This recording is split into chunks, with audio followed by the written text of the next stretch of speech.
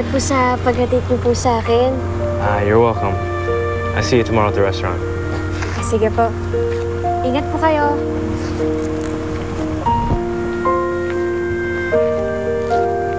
Hala. Hoy! Sino ba yung gwapong mayaman na yun? Tita Ada, si Sir Joshua po yun. Siya po yung boss namin sa restaurant. Sir Joshua, boss. Eh, bakit ka hinatid?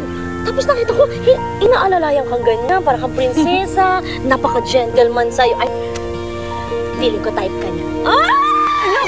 Tita Ada, ikaw ang dumi niyo po mag-isip. Hindi ah. Hindi nagmamagandang loob lang sa akin yun. Hindi mo type? Sakto lang.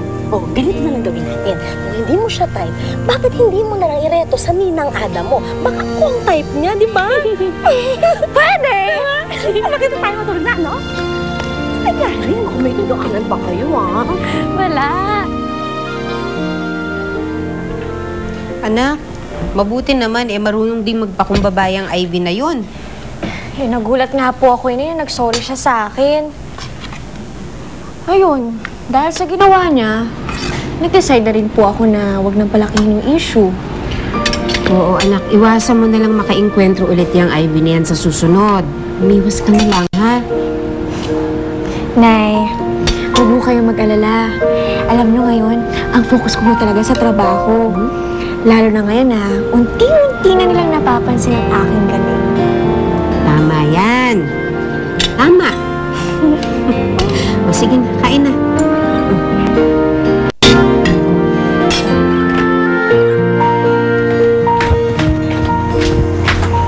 Jenna, Oh, anong ginagawa mo dito?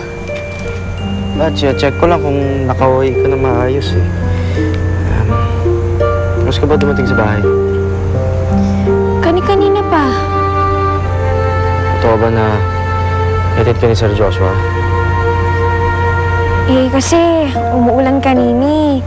Kaya yun, sabi niya, sumabay na daw ako sa kanya.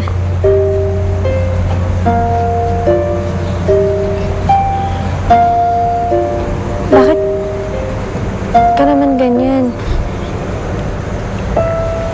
Galit ka ba? Ano sa tingin mo? Siyempre! Nag-alala kaya ako sa'yo. Medyo hindi ka naman kasi obligadong ihatid sundo ako eh. Kaya ko naman ang sarili ko eh. Mas okay na yung nakakasiguro, no? Marami kayong loko-loko ko ngayon. Saan ka ba galing? Saka, bakit hindi ka pumasok sa trabaho? Nagpaalam ako na maayos kay Sir Joshua kanina. Meron lang ako yung nasikaso. Siguraduhin mo lang ha. Baka mamaya kung ano-ano namang kabalbalan ng ginagawa mo. Sobra naman to. Bait ko kaya. Hindi mo na naman maniwala eh. Ngiti ka na. Oh!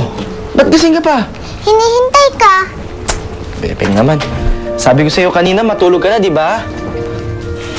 Gusto ko malaman kung nakapunta ka na kila Ate Jenna. Ano kuya, nasa bahay na nga ba siya?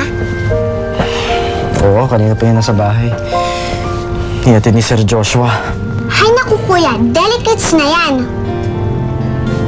Ano? Anong delicates? Delikado. Mukha kasing may ibang pumuporma kay Ate Jenna. Paano ka na yan? Sus! Alam mo yan, Sir Joshua na yan, mayaman lang yan pero mas gwapo pa rin ang kuya mo. Diba?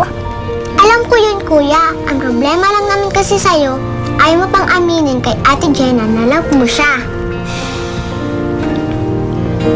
Kasi naman, kumukuha lang ako ng magandang tiyempo. Naku, ang tagal mo na sa kanyang sinabi. Kailan ba yun? Ba? Ikaw mas marunong ka pa sa akin. Matulog ka na! Matulog ka na! Diyan ka lang! Matulog ka na! Dahil mo pa sinasabi eh. Kulit-kulit mo.